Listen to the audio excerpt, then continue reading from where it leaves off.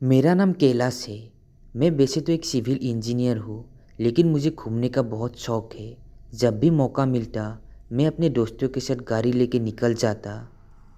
हम सब दोस्त प्लान कर रहे थे कि कहाँ जाए, और सब ने एक जगह पे अपनी हाँ भरी। वो जगह थी शहर से दूर खटियों में बसे बेलापुर की। शशांक ने सीधा मुझे वहाँ के फ़ोटो दिखाए। हम सब देखते ही रह गए। बहुत ही खूबसूरत पहाड़ियाँ थी और बादलों से घिरा हुआ गांव बेलापुर। अब तो मेरा मन भी वहाँ कब जाऊँ ऐसा कर रहा था।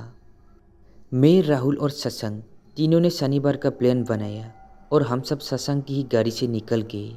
सुबह जल्दी उठ के सामान बांधा और बिना कुछ खाए निकल गए। सोचा रास्ते में कुछ खा लेंगे। सूरज अब काफ़ी ऊपर आ गया था। एक जगह शशांक ने गाड़ी रोकी और हम सब उतरकर ज़रा फ्रेश होकर नाश्ता करने लगे। नाश्ता करने के बाद हम सीधा बेलापुर के लिए निकल पड़े। बेलापुर शायद शाम तक पहुंचने वाले थे। रास्ते में और भी कुछ अच्छी वाली जगह शशांक को पता थी। वो वहाँ से होकर जाने वाला था। गाड़ी चल रही थी और मंजिल जैसे आने को थी। सब लोग बहुत बेचैन थे। वैसे तो ये सब नॉर्मल था, लेकिन कुछ होने वाला हो तो इंसान को उसकी एक पूर्व सूचना भगवान देने लगता है। लेकिन हमने इन सब बातों को नज़रअंदाज किया और मस्ती में निकल पड़े। मेरी थोड़ी आँख लग रही थी, तो मैंने राहुल को आगे बैठने को बुलाया और मैं पीछे जाके लेट गया। शशांक को बहुत गुस्सा आया कि ट्रिप का मज़ा ये सो के ले रहा है, लेकिन मुझे बहुत नींद आ रही थी। अभी तक हम तो आधे दूर तक आ चुके थे। रास्ते में रुकने का सोचा था, लेकिन रास्ता ख़राब होने के कारण शशांक ने कुछ और जगह दिखाने का प्लान कैंसिल किया। शाम हो रही थी। मैं अब काफ़ी अच्छा महसूस कर रहा था। पहाड़ों का रास्ता चालू हो गया था। घना जंगल और पहाड़ दोनों को काटता हुआ रास्ता हर मोड़ पे लग रहा था कि जैसे ये आखिरी हो। अचानक शशांक ने ब्रेक्स लगाए। मेरा सिर सीट से टकराया। क्या हुआ रे शशांक? पगले, मेरा सिर फूट जाता। क्या ज़रूरत थी ज़ोर से ब्रेक लगाने की? शाम होने के कारण गाड़ी की हेडलाइट चालू थी। सामने एक औरत आते हुए दिखी। उसने हमसे बेलापुर के रास्ते में एक गांव तक लिफ्ट मांगी। हम सब एक दूसरे की तरफ देख रहे थे, कुछ बोल पाते इससे पहले वो औरत बोली, भाई साहब मेरी मदद करो, मेरी बच्ची घर में अकेली है, उसको देखने वाला कोई नहीं। मैं पास के गांव में बाजार के लिए आई थी। अब वापस जाने के लिए पैसे नहीं है, इसलिए मैं पैदल जा रही हूँ। शशांक ने सीधा ना कहा तो वो रोने लगी। राहुल मेरी तरफ देख रहा था। किसी औरत को लिफ्ट, और वो भी गांव में, ये बात हम सबको बहुत अजीब लग रही थी। वो औरत गाड़ी के सामने आके बैठ गई, रो के मदद की भीख मांग रही थी।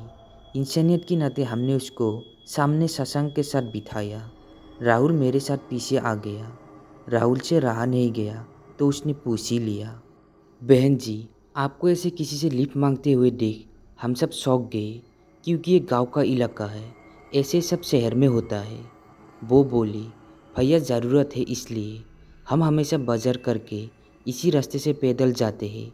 ये रास्ता नया नहीं है, लेकिन कुछ दिनों से यहाँ एक आदमखोर शेर घूम रहा है, इसलिए थोड़ा डर लगता है। आप शायद नहीं जानते, संभल कर रहिएगा। गाड़ी चल रही थी और हम सब उस औरत की बातें सुन रहे थे, उस पर भरोसा भी कर रहे थे। उसकी बातों से लग रहा था कि ये लोग डर के माहौल में जी रहे हैं और इन सब चीज़ों की आदत हो गई है। गाड़ी चल रही थी।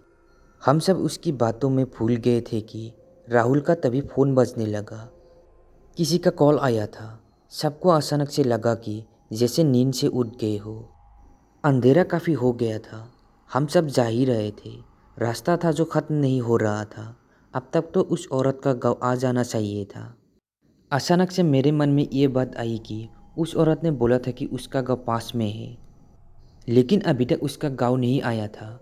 और ख़ास बात ये थी कि हमने उसका गाँव का नाम नहीं पूछा। मैंने शशांक से गाड़ी रोकने को कहा। उसने बाजू में गाड़ी रोक दी। हम अपने पैर दर्द कर रहे हैं बोल के नीचे उतर गए। शशांक अभी भी गाड़ी में ही था।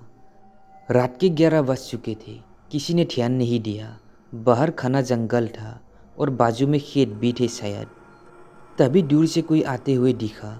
तभी जारी में से भेड़ियों की चिल्लाने की आवाज़ आई। हमको पसीने छूट गए। सामने से कोई साइकिल वाला आ रहा था। उसने हम सबको देख के अपनी टॉर्च हमारी तरफ की और बोला, अरे कौन है? यहाँ क्या कर रहे हो?